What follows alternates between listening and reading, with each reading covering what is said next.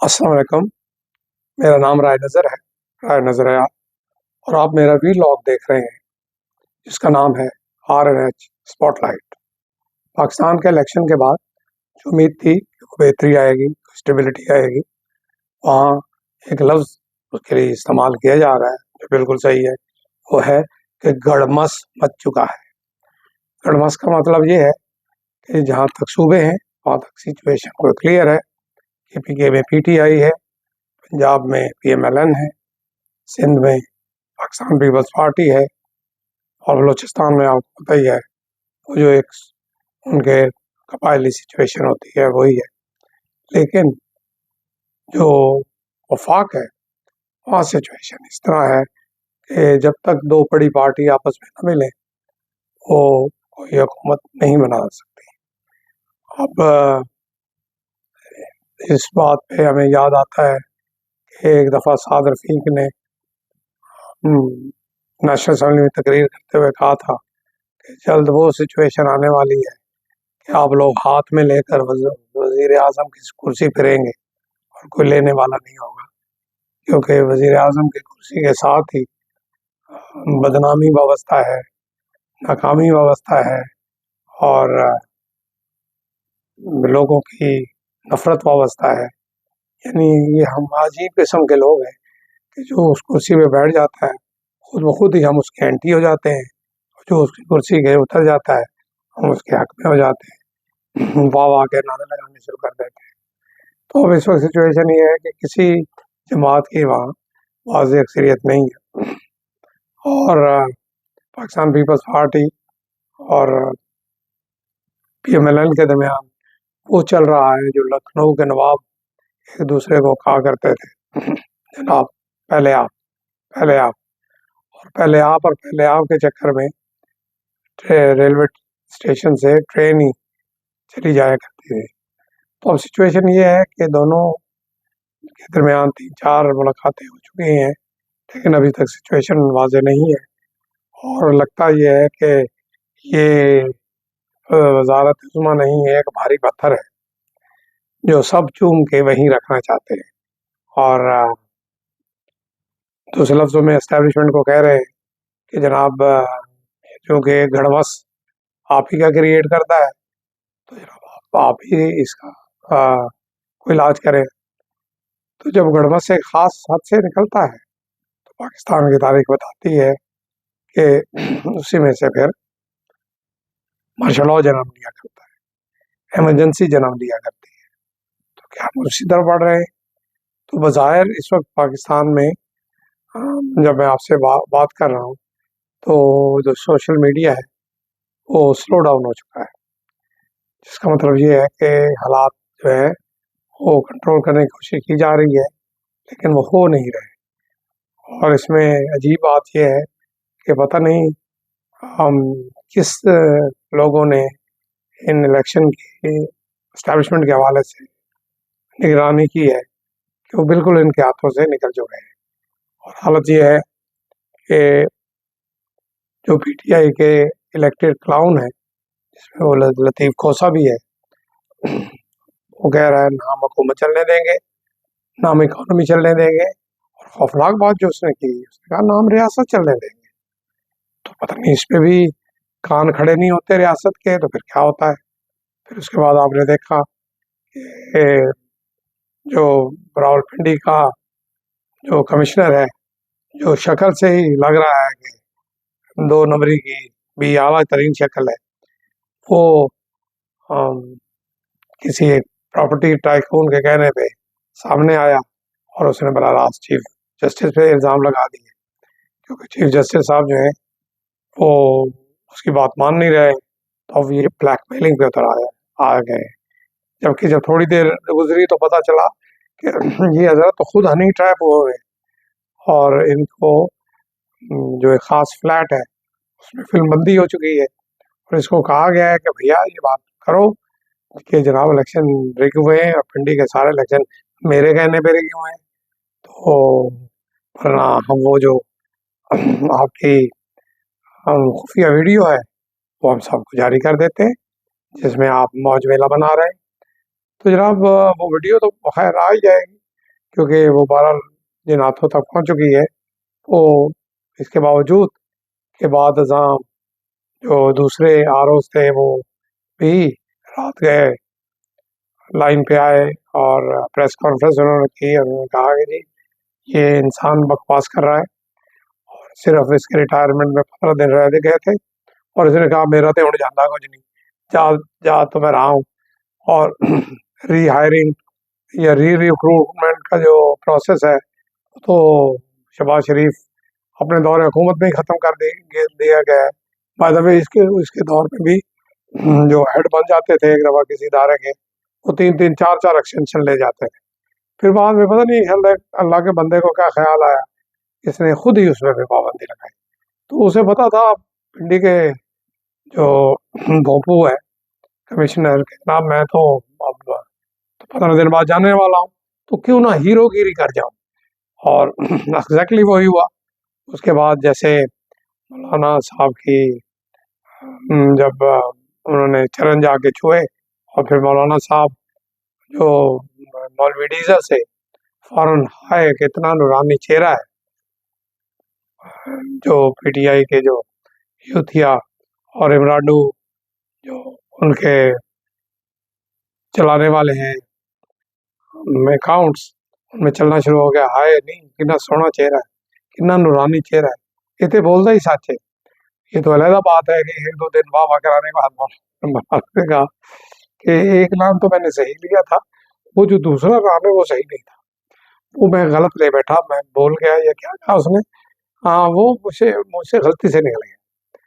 तो जनाब लॉ का एक असूल है कि विटनेस की जब आधी बात साबित हो जाएगी गलत है, तो जो जज होता है ना वो उसकी दूसरी बात को भी रद्द करता है। यानी कि कानून का एक असूल है कि जनाब अगर इसने आधा झूठ बोला है और पता चल गया इस मामले में, तो उसने खुद कहा है कि जी फैज हमीद ना मेरे मुंह जो है वही निकल गया। तो इससे ये साबित हुआ कि उसने ये साबित किया कि जनाब मैं कोई सच्चा इंसान नहीं। इसी तरह ये शख्स जो है ये मेरा तो जाना कुछ नहीं है, तो जनाब उन्होंने वाह वाह वाह करनी शुरू कर दी और पूरा 24 घंटे जो सोशल मीडिया है इमराडू, उसने उसमें धमा चौकड़ी मचाई रखी कि जी साडा पिया घर आया, पता चल गया जी ये हुई है रिगिंग हुई है रिगिंग हुई है। और भाई मेरे अब कहना क्या चाहते हैं? कहना आप ये चाहते हैं कि इमरान के अलावा कोई पावर को पॉलिटिकल पावर एग्जिस्ट नहीं करती? तो जनाब आप गलत है। ये इक्वल पावर एग्जिस्ट करती है और अगर सारी अपोजिशन में जाए तो फिर मेजॉरिटी इनकी है। तो इस वक्त एक वेव सी चली हुई है, इस वेव जो कि ठंडी हो चुकी थी, इसको दोबारा जिसने दोबारा फ्रंट पे ले आया है, जो भी बैठा हुआ है हमें तो नहीं पता पर्दे से पर्दा कौन है, एस्टेब्लिशमेंट में कौन सा बंदा है, उसको जो भी करता धरता है तो खास शाबाश देनी चाहिए कि शाबाश मतलब शाबाश, बड़ा चंगा काम किया।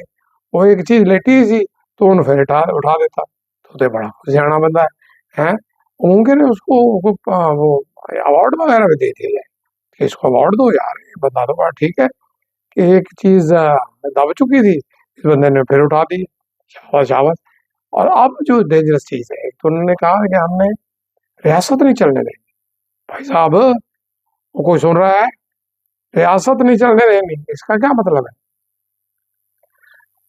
उसी बंदे ने फिर ये कहा कि 70 और 71 की तारीखें दोहराई जाए। अब ये बात एक ने नहीं कही, कईयों ने कही कि जनाब ये तो 70 और 71 का मसला जो है वो दोबारा होने जा रहा है। आपको याद है जब इसको नया नया निकाला गया था सरगना न्याजी को, तो ये बार बार ये कहता था कि मैं दूसरा शेख मुजीबुर रहमान बन जाऊंगा। उस वक्त सब कहते थे जनाब कैसे हो सकता है? तो सुना यही है कि ये बंदा जो है इसका कोई इलाज जो है वो उनके हत्थे नहीं चढ़ रहा, जिसकी वजह से एक आध जो टुटराटी है उसमें से एक बंदे ने आज एक ट्वीट की थी कि जी Pakistan army has lost only they have not realized it yet. चले और वो खुद कह रहे हैं कि हम जी 70 और 71 की तारीख दोहराने जा रहे हैं। हालांकि बहरहाल वहाँ तो एक लैंडस्लाइड थी, हमारा लैंडस्लाइड नहीं है, लेकिन जैसे इनका एक स्टाइल है कि झूठ इतना बोलो कि लगे कि ये सच है। तो जनाब झूठ इतना बोल बोल के अब इस वक्त सिचुएशन ये लग रही है कि जैसे ये सच बोल रहे हैं। हालांकि हकीकत ये है कि इनके पास बहरहाल मेजोरिटी नहीं है, कंफर्टेबल मेजोरिटी नहीं, जिसको कहते हैं कि they can not form a government, they will have to sit in opposition. अगली मजेदार बात यह है कि अगर आप एक होती है पॉपुलिस्ट तरीकाकार, एक होता है कानूनी तरीकाकार। कानून के मुताबिक ये इलेक्शन जो हुए, इसमें पीटीआई नाम की लीगली स्पीकिंग को पार्टी रन में ही नहीं थी। ये जो इलेक्ट हुए इन्हें हम कहते हैं जी PTI backed independence, hyphenated PTI. तो जनाब हाइफनेटेड पीटीआई को क्या लॉ रिकॉग्नाइज करता है? ये तो आप जज साहब को देखना है, चीफ जस्टिस साहब को देखना है, और चीफ जस्टिस को तो उन्होंने डायरेक्ट टारगेट कर लिया। चीफ इलेक्शन कमिश्नर को उन्होंने डायरेक्ट टारगेट कर, उन्हें पता चल गया कि यार जब तक ये लोग हैं, एक और बंदा भी है जिसको टारगेट किया हुआ है, लेकिन बाहर उसका नाम नहीं लेते हमारे जो एस्टेब्लिशमेंट के हेड है, लेकिन बेसिकली अल्टीमेट उनका हेड, उनका जो टारगेट है वो ही है। वो उसी को समझते हैं कि यार इसी ये बंदा हटेगा ना, फिर हमारे लिए रास्ते पैदा होंगे। तो जनाब इसी हालात में वो उसने 3-4 महीने गुजार लिए। तो 3-4 महीने गुजारने के बाद काफ़ी सिचुएशन डाउन हो गई थी। तो किसी ने एक बंदे को ख्याल आया कि तमाम पीटीआई के जो प्रोमिनेंट लोग हैं उनको लड़ने दो। चले जी, उन्होंने वेप अप कर ली है। अब इसको दोबारा कैसे वो चीनी को बॉटल करते हैं, ये तो हमें नहीं पता। अलबत्ता प्रेसिडेंट पुतिन की तरफ देखा जाए तो वह नोवेलिनी उसका एक मुखालिफ था, और हालांकि बड़ा डेमोक्रेटिक और बड़ा पॉपुलर था वेस्ट में, लेकिन उसको उसने 1 साल कैद में रखा। उसके बाद हर तरीके से उससे पूछा गया कि भाई साहब कुछ आपका ख्याल है कि आप you mend your ways, go to Putin, have a good talk with him और रिकंसिलिएशन की बात करो। उसने कहा मैं मर जाऊंगा, मैं प्यूटन के पास में हाथ नहीं मिलाऊंगा। उन्होंने पहले तो उसे साइबेरिया भेजा 6 महीने पहले जेल में, और कल की बात है पता चला है जनाब एक दिन वो अपने बैरक में मुर्दा पाया। तो खैर यहाँ तो ऐसी सिचुएशन नहीं हो सकती क्योंकि इनके बस की बात नहीं है। लेकिन बहरहाल एक बात तय है कि अगर हम देखें तो सिचुएशन ऐसी आइदर और की तरफ जा रही है। इसमें सबने यह देखना है कि सर्वाइवल कहाँ बनती है। उन्होंने पीटीआई वालों ने और ने जब डिसीजन लिया कि जनाब केपीके में हमारी लैंडस्लाइड हुई है तो अब हमारा हेड कौन होगा, उन्होंने जो ड्रंकार्ड है, जो दुनिया जहान का जो एक डिबॉशर, जो अपने यानी इमरान की शख्सियत जैसा एक हैप्चुअल लायर और हैप्चुअल ड्रंकार्ड और नशावर शख्सियत अमीन फ़हीम गंडापुर को उन्होंने जनाब बना दिया है अपना वजीर आला। अब जनाब वो जो पुलिस उसके पीछे पीछे थी उसको मफरूर को पकड़ने के लिए, अब उसे सलूट मारेगी हजूर आला सर साड़ी ट्रांसफर कितने की थी। तो जनाब ये पाकिस्तान की मज़ेदार किस्म की गवर्नेंस है जिसे हम सब ट्रैप हुए हैं। तो मुझे लगता ये है कि समवेयर समहाउ इस वक्त आज की जो सिचुएशन, ऐसा लगता है कि प्लॉट हैज़ बीन लॉस्ट, और अब पता नहीं चल रहा कि किस तरफ किया जाए। और यही एग्जैक्टली यही जो इंतशार पसंद कुव्वतें होती हैं उनका यही ख्याल होता है कि जनाब इतनी धूल उड़ाओ कि सब कुछ गर्द में छुप जाए। तो जनाब इस वक्त सब कुछ गर्द में छपा हुआ है।